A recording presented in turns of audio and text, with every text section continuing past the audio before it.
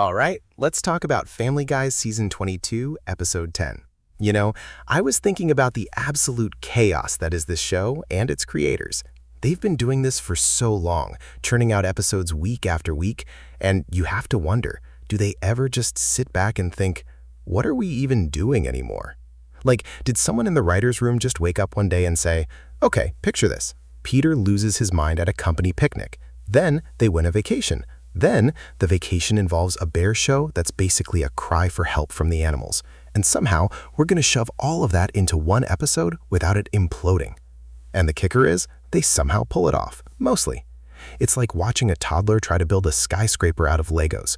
It's messy, it's nonsensical, but somehow it stands. And honestly, the fact that they can still surprise me, that they can still deliver moments that are genuinely baffling and, dare I say, almost touching in their sheer absurdity, that's kind of the magic, isn't it? Because by the end of this episode, you'll be asking yourself the same question I am. Was that supposed to be profound, or did they just really want to talk about bears on unicycles? And that's the question that will haunt you long after the credits roll, much like the lingering scent of stale sunscreen and regret from a poorly planned family getaway. So buckle up, buttercups, because we're diving headfirst into the weirdness, and I'm pretty sure we're not coming out the same on the other side. This isn't just an episode, it's a cry for help disguised as a family sitcom, and I'm here to translate. Make sure you hit that subscribe button, folks. If you're brave enough to watch this stuff, you might as well get a notification when I dive into the next dumpster fire. It's really the only sensible thing to do when you're signing up to voluntarily witness this level of television. So, let's break down this episode, shall we? On the surface, it's a classic Family Guy plot. Peter's company picnic is the springboard, and it's exactly what you'd expect. A desperate attempt by Peter to impress people and simultaneously complain about them. Then, boom, a vacation giveaway. Egg toss, a bizarrely violent game of chance, and the Griffins win a trip to Maine. Now, this is where the episode starts to stretch its legs, exploring the very idea of a perfect family vacation. Lois is all excited, picturing quaint towns and serene lakes, you know, the Hallmark movie version of Maine. Peter, naturally, is focused on the least appealing aspects, like seeing his coworkers get yelled at, and later, a deeply questionable bear show. The episode tries to weave these two very different vacation vibes together, with Lois's idealized getaway constantly crashing headfirst into Peter's bizarrely specific and frankly alarming desires. It's a pretty standard sitcom setup, but Family Guy always likes to add its own special brand of chaos. Beneath the surface, though, this episode feels like it's trying to say something about unmet expectations and the performance of happiness, especially on vacation. Everyone's got this idealized image of what a trip should be, right? Lois wants the idyllic escape, the pure family bonding. Peter wants, well, whatever weird thing he's fixated on that week, which usually involves other people's misery or performing some kind of alpha male nonsense. And then you have the reality of it, the awkward interactions, the things that go wrong, the sheer effort it takes to just be on vacation. It's a commentary on how we project these perfect lives, especially on social media, and how the reality is always a lot messier. The trip itself becomes a microcosm of their lives, full of forced enthusiasm and underlying tension. Where does this episode sit in the grand scheme of things? It feels like a mid-season filler, honestly. It's got enough jokes and plot points to fill the time, but it doesn't really push any major character arcs forward or introduce anything groundbreaking for the season. It's more of a throwaway adventure episode, which isn't necessarily bad, but it doesn't leave a lasting impression either. The writing is, well, it's Family Guy. Some jokes land, some fall flatter than a pancake on a hot griddle. The stories don't always connect perfectly. The picnic segment feels a little disconnected from the main plot, only serving as a brief setup. And by the end, you feel like you've been on a roller coaster that went up and down a lot, but ultimately didn't go anywhere particularly interesting. Visually, it's the same old Family Guy. No real standout animation or direction choices. It's competently made, but uninspired. My verdict?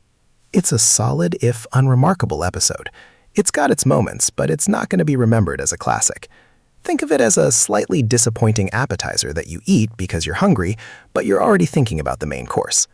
It's an episode that exists, and for a show that's been running this long, sometimes that's all you can really ask for. It hits a lot of familiar Family Guy beats without really reinventing the wheel, and that's both its strength and its weakness. It's the comfort food of mediocre sitcom episodes. You know what you're getting, and it's fine. Now, let's dive into some specific moments that really stuck with me, for better or for worse. First up, that company picnic opening. Peter's whole shtick about introducing his family to the people he bitchin' about for the past 8 years is peak Peter. It's that casual cruelty, that complete lack of self-awareness that makes him, well, him. He's got Lois and the kids there, and he's just pointing out coworkers like they're exhibits in a zoo. There's the guy who started after him but is now his boss, and Peter's simmering resentment is palpable, even in a cartoon. It's funny because it's so relatable to anyone who's ever worked in a soul-crushing office environment. You know those people, the ones you complain about, the ones you secretly hope trip on the way to the coffee machine. Peter just takes that to the extreme. The thing that makes it work is the specificity of his complaints, the way he's been storing these grudges for years. It's not just general office annoyances. It's the guy who started after him, the charity 5K guy, the lupus runners. It paints a picture of a man who holds on to everything. What it's really trying to say is that Peter's world is so small and so focused on his own perceived injustices that he can't even have a normal social interaction without turning it into a performance of his victimhood. He needs these people to validate his complaints. My take on it? It's a solid setup. It's got the Family Guy cynicism down pat. I would have loved to see Peter actually try to pretend to be nice for 5 minutes, only to have it backfire spectacularly. Like, he starts being overly complimentary, and it comes across as so sarcastic and insincere that it's even worse than his usual complaining. That would have been a funnier twist on his character. Then there's the whole egg toss competition. The announcer's description of it is so over the top, especially when he's talking about the prize, a vacation home in Mooseattackee, Maine. It sounds less like a vacation spot and more like a place where you fight off aggressive wildlife for survival. And the description of it being one of Maine's premier hiking destinations, followed by Peter's immediate thought of using a hard-boiled egg for his own twisted game of catch, is just brilliant. It shows his complete disconnect from any sort of normal activity. Lois is excited about the trip, dreaming of serene lakes and quaint towns. Peter sees a hard-boiled egg as a weapon of mass elimination. He's not interested in the actual prize, the experience. He's interested in winning through brute force and cheating. It's a perfect example of his warped logic. He's so focused on his own bizarre strategy that he misses the whole point of the game and the prize. It's funny because it's so predictable for Peter. He's always looking for the shortcut, the cheat code. What's the underlying message here? It's about Peter's inability to engage with anything normal. He can't just participate in a game, he has to subvert it. He's so competitive and so insecure that he needs to guarantee a win, even if it means derailing the entire event for everyone else. It's his way of asserting control in a world that often makes him feel powerless. If he can't win fairly, he'll make his own rules. My rewrite? I'd lean harder into the absurdity of the prize itself. Maybe the vacation home is described as being haunted, or it's in a town with a really weird local legend. Or maybe the egg toss has some bizarre, ancient ritualistic backstory that Peter completely ignores. The contrast between the supposed prestige of the prize and the lowbrow, destructive way Peter approaches the competition is where the real comedy lies. Moving on, let's talk about that scene where Peter's kids are getting into trouble. There's the moment where the school calls about pot in Chris's locker. Peter's reaction is just Peter. He's not concerned about the pot, he's concerned about the disruption to his own life. Then he physically hits Chris, which is disturbing, but par for the course for this show. And then he hits Meg for not being able to get a summer job, calling her out for not working hard enough while he's clearly doing nothing. It's that classic Family Guy dynamic. The parents are either completely absent, abusive, or completely out of touch with their children's lives. They're supposed to be parenting, but they're more concerned with their own petty grievances or avoiding responsibility. The dialogue is sharp, cutting, and utterly bleak. Peter's not asking, what's going on? He's asking, how does this inconvenience me? The deeper meaning here is the total breakdown of parental responsibility. The show often portrays parenting as a burden or an inconvenience, rather than a joy or a duty. Peter and Lois are more interested in their own lives, their own problems, than in actually guiding their children. The kids are left to fend for themselves, often with devastating consequences, or they're just collateral damage in Peter's personal dramas. It's a dark reflection of neglect. If I were to change this, I'd make Peter's reaction even more self-centered. Instead of hitting Chris, he could try to bribe the school official with a used Super Bowl ring or something equally ridiculous to make the problem go away. Or he could try to pawn off the blame onto Lois. Anything that highlights his complete lack of genuine parental concern and his reliance on absurd, selfish solutions. Then there's the moment the family realizes they've won the vacation. The cut to the Vikings-Packers game promo is such a classic Family Guy non sequitur. It's like, okay, so the Griffins are going to Maine. And if that isn't the perfect promo for the middle of a meaningless Vikings-Packers game, I don't know what is. It's meta, it's deconstructive, it's completely jarring, and it perfectly encapsulates the show's attitude towards its own existence. They're self-aware enough to know that some of this is filler, but they're also confident enough to shove it in your face. The announcer talking about a player named Clark getting injured and then immediately cutting to the Maine vacation promo is just pure television chaos. It's a demonstration of the show's willingness to break the fourth wall and comment on the nature of television itself. This is where the show really leans into its own absurdity. It's acknowledging that it's a TV show, that there are other shows, and that sometimes these things are just thrown together to fill airtime. It's a commentary on the artificiality of television, the way narratives are constructed, and how often the content is secondary to the schedule. It's funny because it's so blunt and so unexpected. My alternate take here? I'd have the announcer be a character from a different show that's being preempted by Family Guy, complaining bitterly about it. That would be a funnier meta joke, turning the tables on the network itself. Or the announcer could be talking about a completely mundane event happening in Maine, and then abruptly switch to the Griffins trip as if it's the most significant thing on Earth. Let's talk about the vacation home itself. Lois is excited about the pool table. Peter immediately misunderstands how to interact with it, asking, how does one get all up in a pool table? Which is hilarious because it's so innocent and yet so suggestive coming from Peter. And then Meg, bless her heart, apparently tries to get all up in it and spills soda on it. This is just classic Meg, the agent of accidental destruction. The entire family seems to exist in a state of perpetual, low-level chaos, and the vacation home just amplifies it. The image of Meg trying to be involved and immediately messing it up is so perfect. This moment highlights the constant underlying dysfunction of the Griffin family. Even on vacation, when they're supposed to be relaxing, they're finding new and creative ways to mess things up. The pool table becomes a symbol of their inability to enjoy anything without creating a problem. It's a shared experience that immediately devolves into a mess. If I were to tweak this, I'd have Peter try to teach the kids how to play pool, but his technique would be based on something completely nonsensical, like karate or wrestling. And then Meg would spill the soda because of his terrible teaching. That would tie it back to Peter's incompetence as a father figure. Now, the Maine vacation itself. Peter's obsession with the trained bear show is where things get truly bizarre. He's practically vibrating with excitement about seeing a bear dressed as Dracula and smoking a cigar. Lois, meanwhile, is trying to maintain some semblance of normalcy, suggesting they invite friends like Quagmire, Joe, and Bonnie. Peter's motivation for inviting them is pure Peter, our big chance to yell at kids who aren't ours. It's a perfect encapsulation of his arrested development. He's not interested in fostering friendships, he's interested in having a playground for his own bad behavior. And Lois is willing to go along with it. Her own justifications, like wanting to see Bonnie in a swimsuit, shows how normalized their dysfunctional dynamic has become. This is the show really leaning into Peter's more outlandish desires.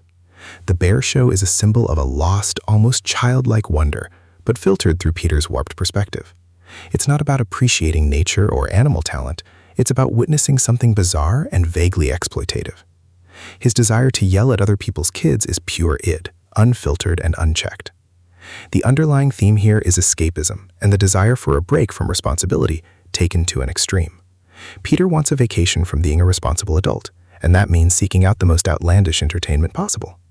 Lois, in her own way, also seeks a break, but hers is more about idealized relaxation and social connection. The clash between their desires is what drives the plot. My suggestion for this part? Make the bear show's description even more absurd. Maybe the bears are also forced to perform Shakespeare, or they have to do an interpretive dance about the stock market. The more ridiculous the bear show, the funnier Peter's fixation becomes. And Lois could have her own equally bizarre vacation expectation, like wanting to attend a competitive knitting championship. Okay, this next moment is a tough one to talk about without getting a little gross: the clogged toilet situation. The description of the stubborn BM blocking up our main toilet and Peter's desperate plea for someone to get in there with a dishwashing glove and punch it through is peak gross-out humor. The interrogation that follows, where Peter tries to figure out who the culprit is classic Family Guy, with Chris's sweaty hat and Meg's environmental dogging it excuse. It's the kind of humor that makes you question your life choices for watching. And the fact that the culprit turns out to be Lois, who ate too much fibery mom cereal and needs Peter to take the fall because that is not a poop a woman can come back from, is just wow.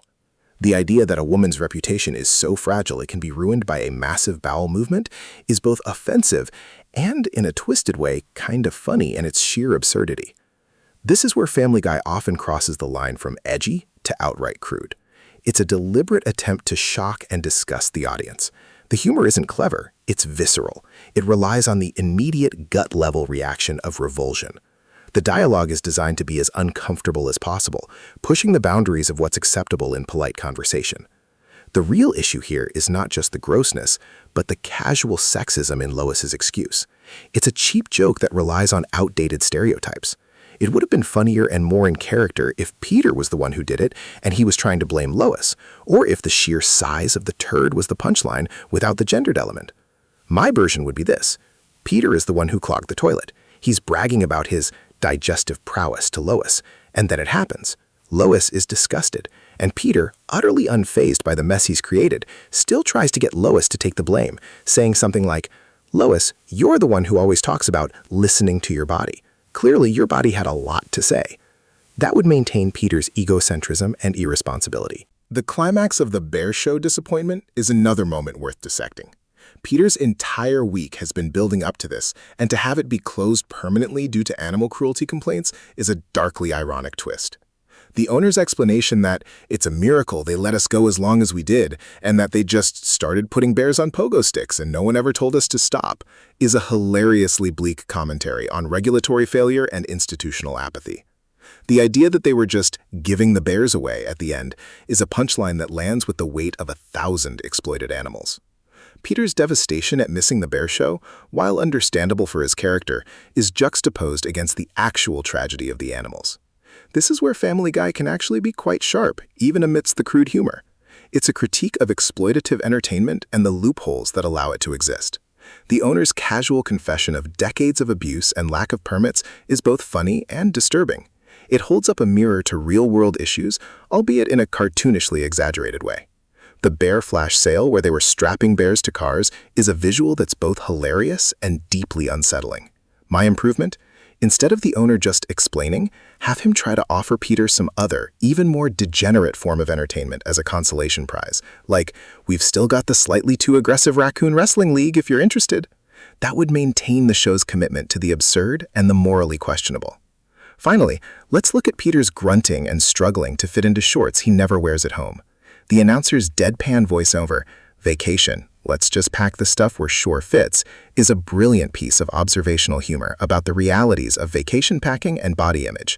Peter's visible struggle, his labored breathing, and then his eventual triumphant inhale and exhale of that Maine air, only to be immediately followed by him still struggling on a bike, is a perfect comedic beat. It's relatable because we've all packed things we hope will fit and then regretted it. It's also funny because it's Peter, and his struggles are always amplified to cartoonish levels. This moment is a small gem because it's so grounded in real-life experience. It's a moment of vulnerability from Peter, albeit a comedic one that we rarely get to see. The announcer's commentary adds a layer of meta-humor, as if he's an omniscient narrator observing their flawed humanity. If I were to expand on this, I'd have Peter continue to struggle with various vacation activities, with the announcer consistently offering deadpan commentary that highlights Peter's physical limitations and the folly of his vacation choices. Maybe he tries to do some light jogging and collapses after 10 feet. The contrast between the idealized vacation and Peter's reality is where the comedy is. When it comes to the characters in this episode, Peter is, as always, the engine of chaos. He's relentless in his pursuit of his own selfish desires, whether it's winning an egg toss with a hard-boiled egg or obsessing over a deeply problematic bear show. His parenting style, if you can call it that, is a masterclass in neglect and absurdity. His best moment is arguably his reaction to the bear show being closed. His profound disappointment is funny precisely because it's directed at something so morally questionable. What does this say about him? That he's incapable of genuine emotional growth and will always prioritize his fleeting, bizarre interests over any semblance of ethical behavior or the well-being of others, including the exploited animals. His role here reinforces that he is the comedic id of the show, constantly pushing boundaries with his lack of self-awareness and his desire for simplistic, often cruel entertainment. Lois, bless her, tries to be the voice of reason, or at least the voice of the idealized vacation. She's the one who dreams of quaint towns and family bonding. Yet she also participates in the dysfunctional dynamic, whether it's by going along with Peter's plans or contributing her own bizarre contributions, like the aforementioned toilet incident. Her best moment is probably her quiet acceptance of Peter's winning the vacation, a testament to her long-suffering nature. She's used well enough here, acting as the foil to Peter's madness, but also enabling it by not putting her foot down more firmly. This episode shows her as someone who has resigned herself to the perpetual chaos of her life with Peter, finding small joys where she can. Meg, poor Meg, she's the perennial punching bag, and this episode is no different. Her spilling soda on the pool table is just the latest in a long line of accidental screw-ups. Her character remains consistently used as the butt of the joke, and this episode doesn't offer any new insights into her. She's there to be humiliated, and she does it admirably. Her role here serves as a reminder that the family's dysfunction isn't just about the adults, it permeates through all the children, though Meg takes the brunt of it. Chris is also present, mainly as a target for Peter's misguided parenting. The pot in his locker is a classic sitcom trope, and Peter's reaction is a distorted reflection of parental concern. Chris doesn't have many standout moments, existing more as a pawn in Peter's games. He's used in the traditional Family Guy way, a well-meaning but dim-witted character who often finds himself in trouble. Stewie and Brian are relatively sidelined in this particular episode, which is a shame because they often provide some of the show's sharper commentary. Their absence from the main plot doesn't drastically alter the episode's impact, but it does mean we miss out on their unique dynamic. When they do appear, it's usually a brief cameo or a passing comment, not enough to deeply analyze their performance here. Quagmire, Joe, and Bonnie are brought in as friends to join the vacation, and they fulfill their typical roles. Quagmire is still the sleazy neighbor, Joe is the disabled cop with a penchant for darkness, and Bonnie is Joe's wife, who is largely defined by her relationship with him. They're there to add to the general chaos and provide some familiar character beats, but they don't really evolve or do anything particularly new in this episode. Their presence is more of a callback to established character dynamics than a genuine contribution to the plot. Now, let's hunt for those hidden gems. First, consider the name Mooseattackee, Maine. It sounds like a made-up place designed to be incredibly unwelcoming. The writers probably just threw it together to sound vaguely threatening and outdoorsy, a perfect setting for Peter's brand of vacation. It's a subtle nod to how fictional places in sitcoms often reflect the characters' personalities or the episode's themes, even in their names. It's missed because most viewers are focused on the plot, not the linguistic choices. But it's a small example of the care, however dark, that goes into the world building, even for a throwaway location. Another thing that might have gone unnoticed is the announcer's deadpan delivery, especially during the packing scene. That monotone, almost bored voiceover is a deliberate comedic choice. It contrasts with the frantic energy of Peter's struggles, creating a funny juxtaposition. It's a technique that elevates simple observational humor into something more sophisticated. Most people just hear the joke, but the delivery is what makes it sing, and it's easy to miss the specific skill involved. It's like a chef adding a perfectly balanced seasoning that you can't quite place, but it makes the whole dish better. Then there's the specific mention of Barbara Bush and her haircut in Kennewood Port. This is a classic Family Guy move, taking a real-world, somewhat mundane detail and blowing it up into something absurd. The joke about her bringing a Quaker Oats box into the salon is pure speculative, slightly mean-spirited celebrity commentary.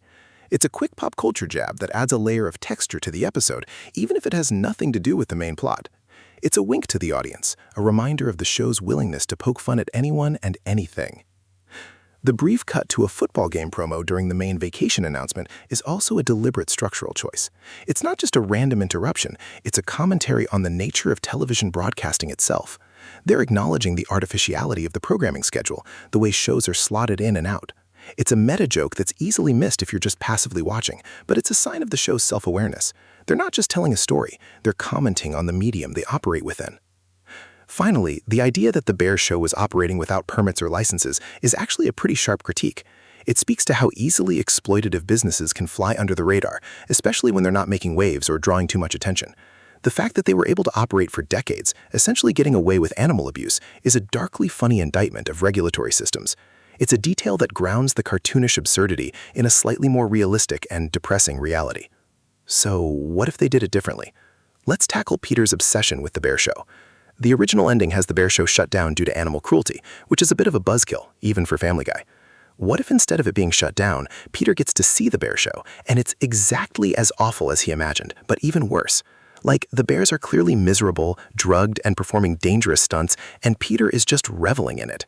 That would lean harder into Peter's depravity, making him a more active participant in the moral decay, rather than just a disappointed observer. It would be darker, sure, but also funnier in a shock value kind of way. The animals being given away at the end could still happen, but Peter's reaction would be one of utter indignation that he didn't get his money's worth of exploitative entertainment. Another choice I'd revisit is Lois's toilet clogging excuse. The idea that that is not a poop a woman can come back from is just weak.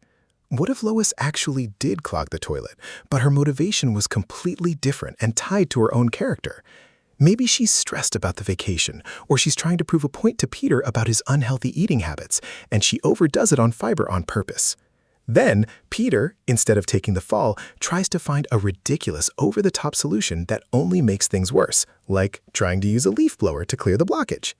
That would keep the humor in the physical comedy and Peter's incompetence, while removing the slightly sexist undertone of Lois's original justification. And finally, the overall pacing of the Maine vacation felt a little rushed. It jumps from the egg toss win to the house, then immediately to the Bear Show disappointment. What if they added a scene early on at the vacation home where Peter tries to force everyone to participate in some ridiculous forced fun activity, like a family talent show where his talent is just screaming, or a scavenger hunt with clues that are just insults? That would establish the vacation's inherent awkwardness and Peter's misinterpretation of fun much earlier, making the eventual disappointment with the Bear Show feel less like the primary source of conflict and more like the final nail in the coffin of an already terrible trip. Overall, I'd give this episode a 6.8 out of 10. It's not terrible, but it's not great. It scores points for its commitment to Family Guy's established brand of humor and its occasional moments of sharp meta-commentary. The lower score comes from the uneven pacing, the reliance on some really crude jokes, looking at you toilet scene, and the overall feeling that it's treading water in terms of character development. This episode is really for the die-hard fans, the ones who appreciate the show's unique brand of chaos and aren't put off by its more vulgar tendencies. Someone who loves Family Guy will likely find enough familiar jokes and plot points to enjoy it. Someone looking for a compelling story or deep character insights will probably be bored. What would have pushed the score higher? A more cohesive narrative that actually ties the picnic and the vacation together more effectively, and maybe a less gross-out joke for the central conflict. In the end, much like the disorganized chaos of Peter's vacation, this episode exists. It happened, and while it provided a few laughs and a lot of head-scratching, it's unlikely to be etched into the annals of television history, much like the fleeting memory of a poorly chosen vacation souvenir. It's a reminder that even in its 10th season, Family Guy can still turn out an episode that feels both familiar and slightly baffling, a testament to its endearing, if occasionally questionable, creative spirit.